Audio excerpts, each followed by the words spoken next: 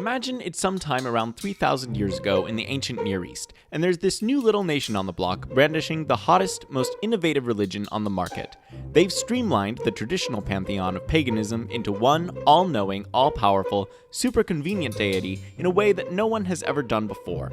In time, it will totally revolutionize not just worship, but also politics, philosophy, art, science, the kitchen sink, and through its followers, all the peoples of the earth are going to be blessed. Solid elevator pitch, right? Well, hold up, because this startup has a few kinks to work out.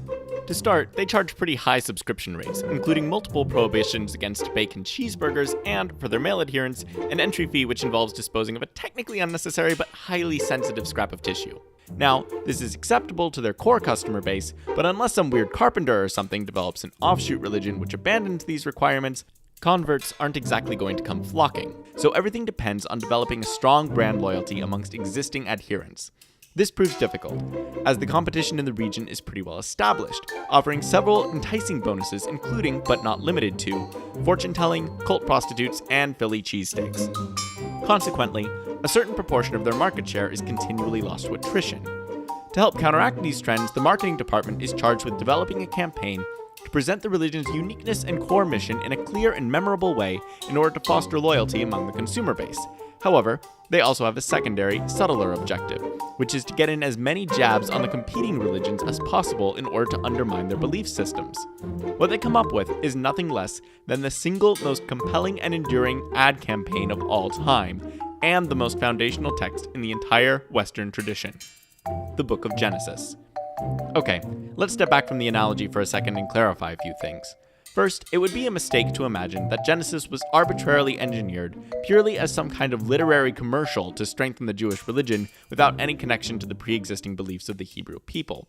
I also don't mean to imply that there wasn't any kind of divine guidance lending a hand to the composition of the text, although I recognize that not everyone watching this accepts that idea, and I hope that they can still gain something from our discussion while respectfully disagreeing.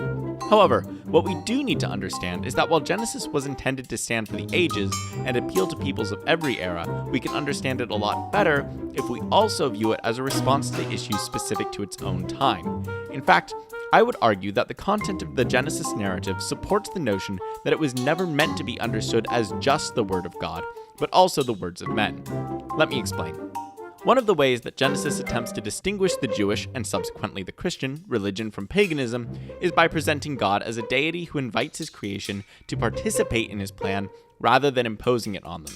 For example, almost everything that ever happens in Greek mythology happens because one of the gods, usually Zeus, sees some pretty little mortal and does everything in their power to seduce them.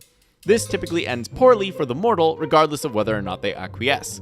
A similar episode occurs in the Epic of Gilgamesh, a Sumerian myth which predates Genesis, wherein the king Gilgamesh refuses the advances of the goddess Inanna because of her poor track record with her exes.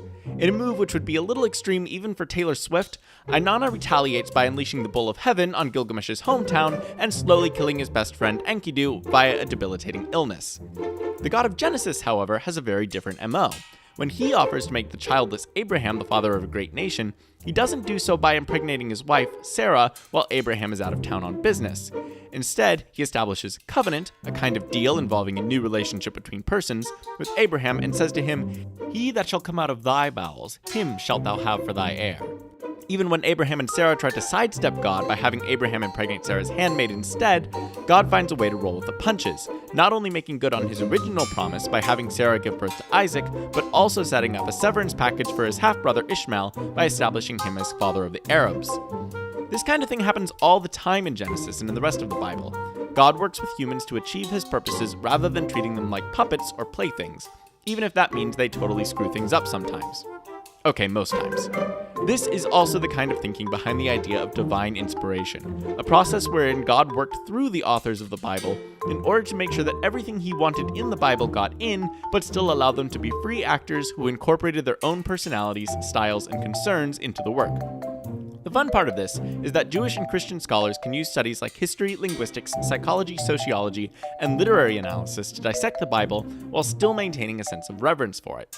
With that in mind, let's dig into Genesis a bit and try to put ourselves in the shoes of someone who would have read it while it was still hot off the press. I think the most striking example of how big a difference this can make to our understanding is the Genesis story with the most brand recognition, the creation accounts.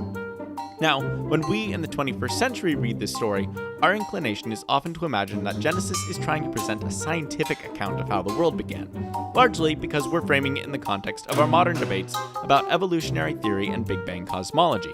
The competition currently in vogue inevitably colors our interpretation, and we spend a lot of time trying to figure out how to properly uphold it against, incorporate it with, or dismiss it in light of the evidence we have available. Now, I think this is a really important conversation to have, and if you stick with this series to episode 9, we'll eventually touch on it again. But right now, I want to postpone that discussion in order to make 2 claims which hopefully will tick off everybody. First, I argue that Genesis doesn't concern itself with science, and second, that Genesis is the historical bedrock of modern scientific inquiry.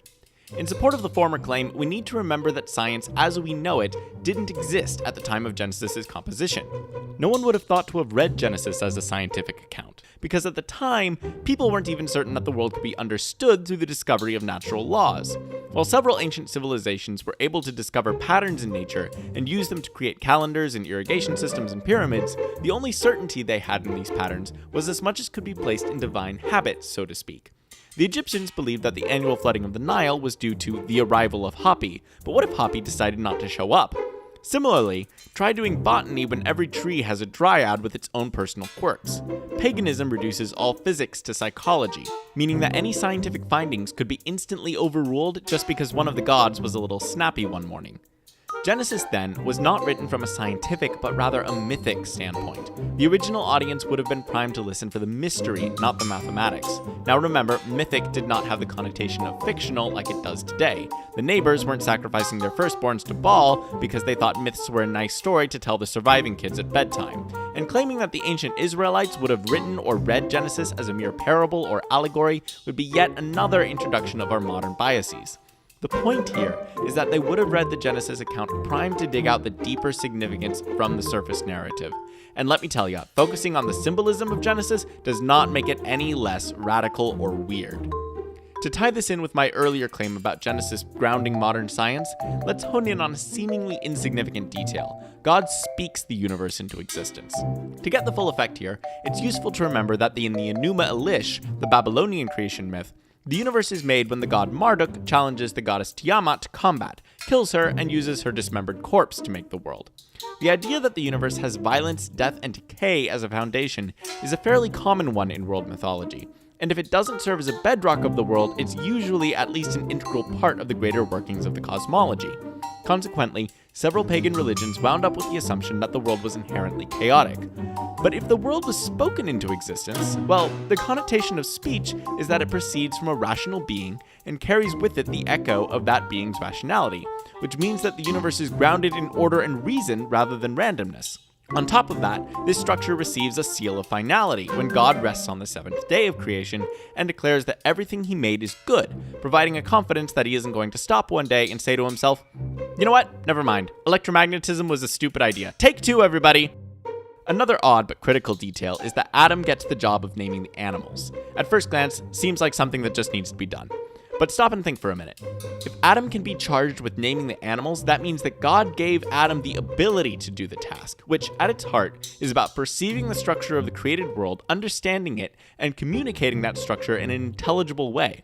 So not only does Genesis make the revolutionary claim that the universe is logical and ordered, but human beings also have the ability to comprehend that order meaningfully. In short, if Adam can name the animals, what's to stop his descendants from naming the elements? Now, before the comments section corrects me, you obviously don't have to be Jewish or Christian to be a scientist. However, it's no accident that the scientific method first arose in the West, where the assumptions laid out in Genesis were the most widely popular. While today the fact that you're most likely receiving this information on a hunk of silicon which can turn a string of ones and zeros into the Nyan Cat is a pretty compelling argument for the universe being ordered and knowable, that wasn't always available, and having a religious document to support those claims was an indispensable bedrock for the history of science. There were other things about Genesis I wish I could have talked about, and it would be worthwhile to do a whole series on this book alone, but I hope that with the time I had, I was at least able to give you an interpretive tool for getting a little bit more out of Genesis, regardless of your religious background. I hope to read about the insights you have in the comments section, and hopefully we'll be able to revisit some of the ideas of Genesis as we progress with this series and observe how it forms the Western world. And speaking of forms, please subscribe to the Rosamund Project, because next time we'll be sitting down with none other than Socrates in a discussion of Plato's Republic.